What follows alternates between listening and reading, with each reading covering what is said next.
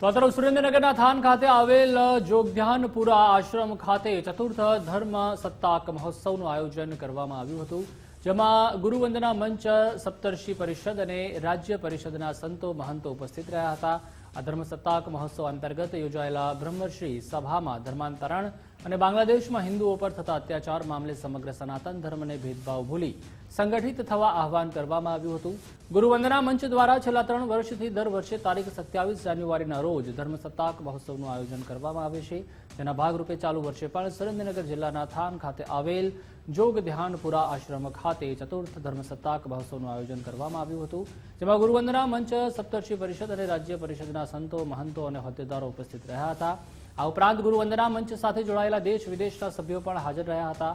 આ મહોત્સવ અંતર્ગત સૌ પ્રથમ ધ્વજારોહણ કરવામાં આવ્યું હતું, ત્યારબાદ બ્રહ્મર્ષિ સભા યોજાઈ હતી, જેમાં ખાસ કરીને હાલ જે ધર્માંતરણના બનાવો બને છે તેના વિશે ચર્ચા વિચારણા કરવામાં આવી હતી। આ ઉપરાંત બાંગ્લાદેશ માટે હિન્દુઓ પર થતા અત્યાચાર મામલે પણ ચર્ચા વિચારણા કરવામાં આવી।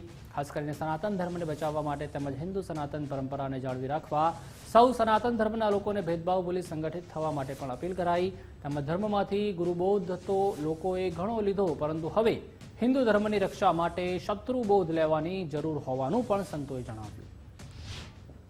આજે મજબૂત રાજસત્તા દેશમાં છે એનો આપણને આનંદ છે, પરંતુ સનાતન ધર્મની પરંપરા પ્રમાણે રાજસત્તા સાથે ધર્મસત્તા હોવી જોઈએ એ વિષયને લઈને ગુરુવંદના મંચ છેલ્લા 5 વર્ષથી ગુજરાતમાં અને દેશમાં કાર્યરત છે। 26મી જાન્યુઆરીએ તિરંગો ધ્વજ લહેરાય છે, પ્રજાસત્તાક દિવસની ઉજવણી કરવામાં આવે છે। એ જ પ્રમાણે 27મી જાન્યુઆરીએ ભગવો ધ્વજ લહેરાઈને ધર્મસત્તાક દિવસની ઉજવણી કરવામાં આવે છે।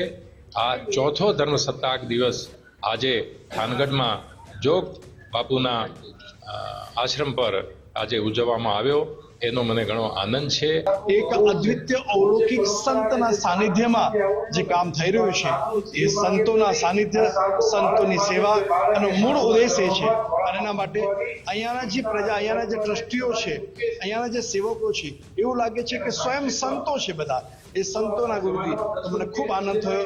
આજે ઇંગ્લેન્ડની ધરતીથી અહીંયા આવીને મને જે આનંદ થયો, એ આનંદ વિદેશમાં પણ જેને કહીશ કે જાઓ તમે પણ, રાજકોટની બાજુમાં એક થારગઢ છે, એક સંતની समाधि છે, ત્યાં દર્શન કરો। राष्ट्र वंदना जो कार्यक्रम है वो समाज के बारे में, देश के बारे में और देश हितों के बारे में सोचने वाले सभी संत विचारकों और जनता के प्रतिनिधियों के द्वारा एक जगह एकत्रित होकर इसको सफल बनाया है।